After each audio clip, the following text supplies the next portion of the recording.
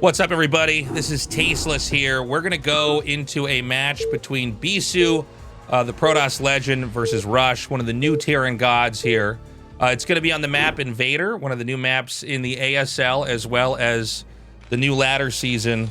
In the upper left here, in the red, we've got Rush. In the bottom right, we do have BISU. And before I go into this one-on-one map, do me a favor and sub to the channel. And be ready for new content like this to be coming out, not just with old school stuff like StarCraft, but with new school stuff like the many new RTSs that are going to be coming out in the next couple of years, such as Stormgate and Zero Space. Now, this is honestly, I think, a pretty tricky map to play on, and so because it's a new map, I always find it a treat to see how new players, or sorry, top players are going to play on a new map. So it looks like BISU's going to set up for a gas steal. This has been probably the most common build I see from him in professional games, and it looks like this match versus Rush is going to be no exception. And so you don't have to make the pylon here for a gas steal. You could do a gas steal where you get it no matter what, you know, put the pylon out like this.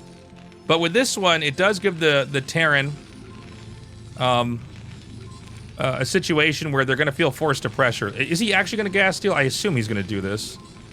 He's basically got it mathed out that he'll exactly have, like, one more set of minerals before the Terran. So there it is. And this iteration of the gas steal is one where the gateway is here to cover the Nexus. So it's basically a pressure build. Not a full-on rush, to be clear, just a pressure build that forces the Terran to defend while the Nexus can be made over here. If you watch some of my games that I play when I stream on Twitch, which you're welcome to join me on anytime, I'm usually on in the afternoons in Korea time, I tend to make the gateway here and then try to put a full-on rush with this, but that's a little bit of an older way to play. This seems to be the more popular route. Now, the dilemma for the Terran when this happens is they can try to do an attack with Marines and SCVs, but at the same time, if it backfires, I mean, the game's just done. And so the Terran has to make a lot of very difficult decisions while the Protoss is trying to figure out how they can best cut corners. This is a really, really strong and I think smart response, is to put the eBay down here. This is cheaper than a barracks. Obviously has a lot of HP. Does it have more HP than the barracks, actually? I don't even know. No, it doesn't. Barracks has 1,000. But it denies the Nexus by a little bit. Now, the workaround for that is that you can make some extra probes or make an extra zealot so you're still spending your money. And by the way, oh man, I gotta step up my observing game. So the first zealot's gonna get in. Remember, the probe has a ranged attack of 1.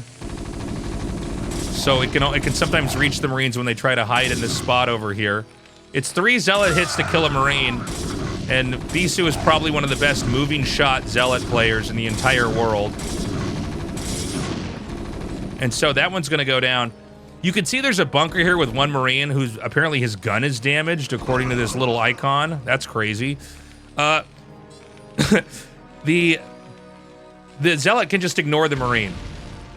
The Zealot does not need to worry about it because it takes so many Marine hits to kill a Zealot. BISU's got to be careful because when you're doing pressure like this, an overextension can result in a death where the Terran can just Marine SCV rush you and kill you off. So that Zealot's going to leave the base only with 1 HP lost. Rush goes for a dive. Reaction timing pretty clean here by BISU. And so, here we go. Probe transfer. Macro game basically kicking up. It doesn't seem like either side can get each other for a little bit. But we got to see what exactly is the tech going to be here from BISU. There's no one rule as far as tech goes. I mean, it's what makes Protoss so fun to play. Is, you know, probably going to cost Artosis 10 years of his life from playing against. But it is what it makes it, you know, kind of a tricky race to play against in all seriousness. when you're trying to figure out the tech that they're going to go for. You could go for DTs, you could go for Reaver, you could just get Dragoons and Observers and expand. And so we've got the Robo coming.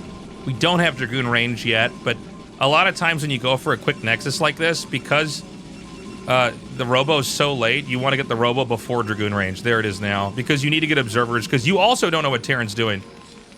Some Terrans is an example, and it's not going to happen this game, but they'll make like 5 barracks and go, you know, Marine stim with 1 factory, and push you and just kill you, and maybe you're the guy that just went for a couple of Dragoons with range, trying to prepare for a drop. So that's why we see the rush towards this. He's going to get a shuttle. Let's see, does he get the Robo Bay or the Observatory? Okay, he goes right into a Robo. Interesting.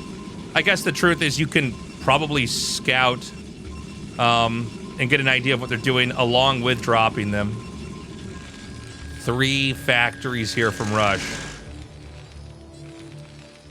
So just to be clear, there's 2 entrances on this map. You might have already seen that, or you might just know because you played some games or seen some games on the map. But they go out into very different directions. One snakes out around here and moves through the bottom. This one goes up over a pretty big high ground area, which is right here. So this is one of these maps where if you're not really on top of their exit, they can just blindside you. That shouldn't happen here, but sometimes the things that shouldn't happen in pro games are exactly what happens. So we want to watch for that. I mean, if you're not looking, you can get blindsided by an angle you might not have been appreciating that they could come down. So it looks like BISU's very much ready for that with the 1 Dragoon out here, and then it seems like there's a Dragoon that's basically checking for anything that could be hiding around this corner. BISU's 3rd base is coming along. 2 observers after that. Shuttle speed, no observer upgrades. More gates. I'm sorry, did he do this on 1 gate? This man is so greedy. This is wild. So he'll probably get a 4th gate here. But the 3 factory push is coming, guys. He's got 3 tanks out already. He's getting more. And he's getting the missile upgrade. And one of the things about this missile upgrade is it makes it almost like you just can't even toy with them with the shuttle and Reaver. So this is, again, another newer idea in the game. You would never normally get this upgrade unless you saw them going for carriers, but now you get it because shuttle play is the core meta. And when I say shuttle play, I don't mean just making the shuttle and flying around like this. I mean, a lot of times you'll see more than 1 shuttle made, sometimes en masse.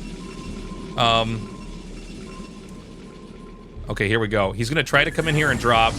Now, sometimes, and by the way, I've actually got a lot to say about this. Let me just play-by-play what's going to happen. Ooh! Or make sounds. He gets only 1 SCV. Good targeting. And he's going to try to go right back out again.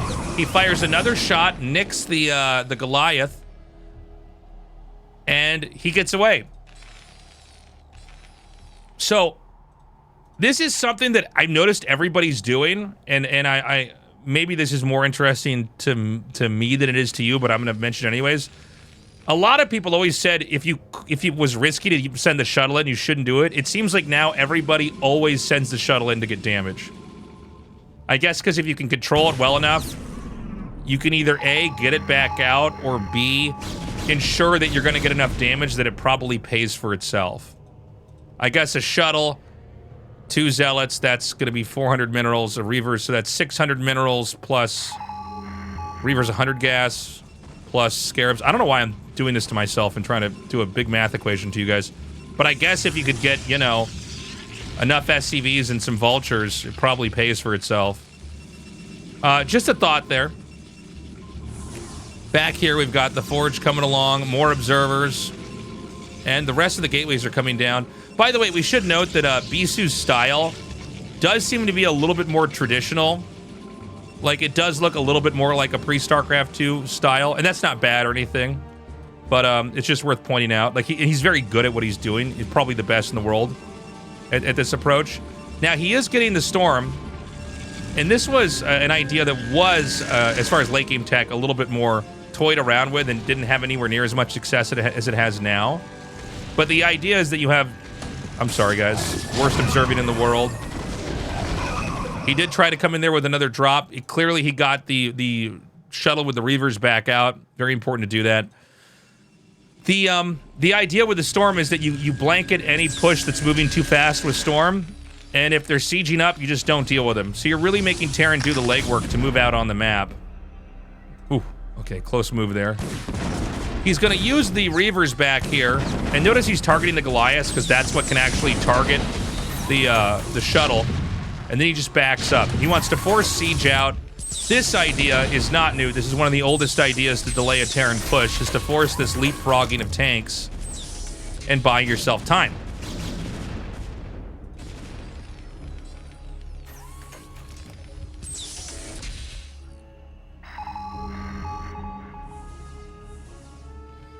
So the push is going to come up. Now, if Terran gets control of this, it's going to be hard because you can reinforce here pretty easily. Nice targeting with the Reaver. He's got a very weak Reaver. He's got to be very careful to not just throw this thing away. The second shuttle does have Templars in it. Dude, I don't know, man. This is looking pretty scary. There's not a ton of Vultures, but there's also not a ton of Zealots either. And Rush is going for it. He's just going to try to go right in here. There's no Zealot charge. He's going to try to come up. He gets one. Templar out. That's a really good Storm. Another really good Storm. Another one. And is there another one in here? There is. Dude, he's showing so much patience and even storms those Vultures. That's another important thing to note. It's not just about storming the Vultures, or the tanks. It's about just getting whatever clumped up units you can get. And I mean, he's almost done it. I see more units rallying out here. He's got another Templar out. He's dropping some Zealots. The Archon from the Templars that stormed, excuse me, are out. More Zealots are coming up. He's got the shuttle with the Reaver out here. He could do some great targeted shots, and he does just that. Gets another one off here. Dude, BISU is a god. And the push has been shut down. It's Terran on 4 base, Terran on 2 bases, Protoss on 4.